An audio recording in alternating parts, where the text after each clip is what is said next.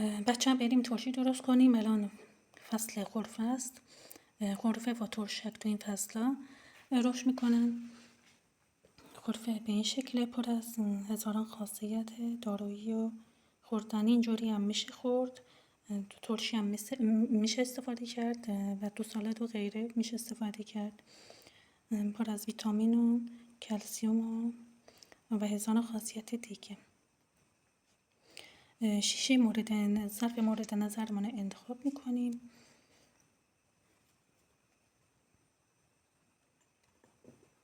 غرفه میریزیم توش.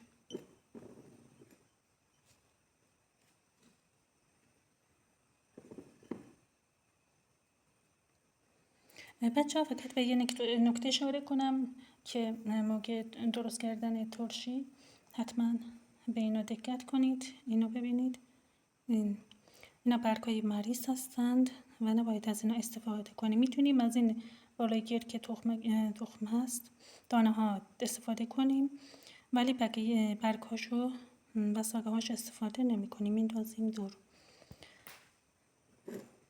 به ترشیمون ادامه بدیم. میتونیم ترشیمون رو اینجوری به صورت خرد استفاده کنیم یا اینکه اینجوری کامل بذاریم توش.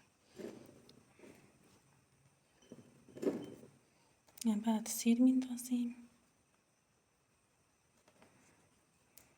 فلفل. حالا فلفل تازه خشک داشتین مشکلی نیست. دوباره غرفه.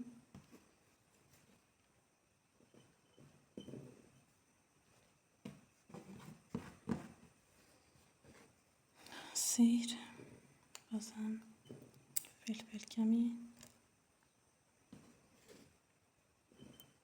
غرفه. حالا میتونیم بیاید یه ذره از ساک غرفه بخوریم ببینیم مزهش چطوره.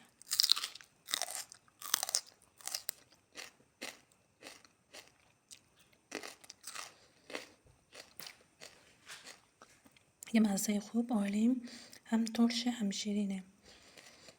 میتونیم از ساقه های هم، من البته خوردش کردم، یا میتونیم به صورت کامل استفاده کنیم.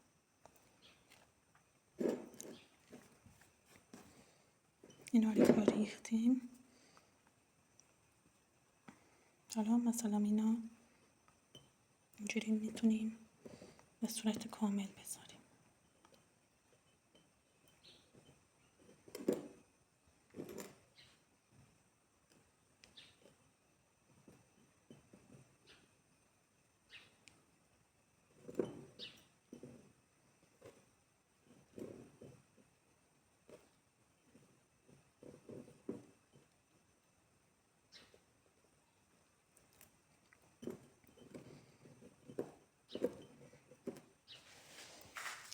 ظرفمون رو پر میکنیم.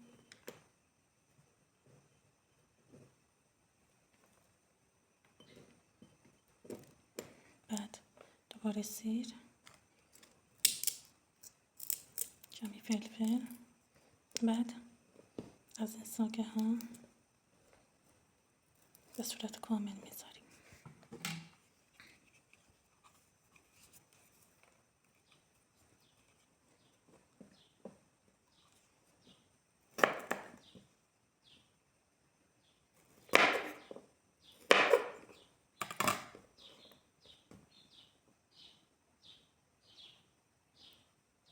مثلا اینطوری، یا میتونیم نصفش کنیم یا اینطوری بذاریم.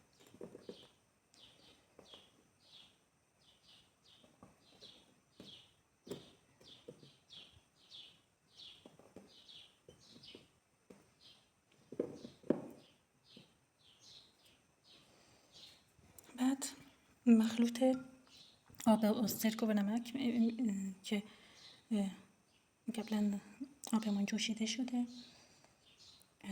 سرد شده و سرکه و نمک استفاده میکنیم. سرکه نسبت به آب کمه و میریزیم رو ترشیمون.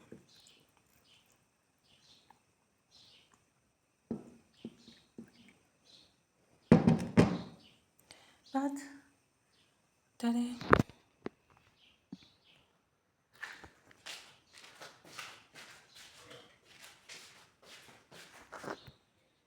در ترشیمون رو محکم میبندیم و میذاریم کنار پنجره یا هوای آزاد. این هم چند روز بمونه، 3-4 روز بمونه، بعد بذاریم یخچال. بعد سرد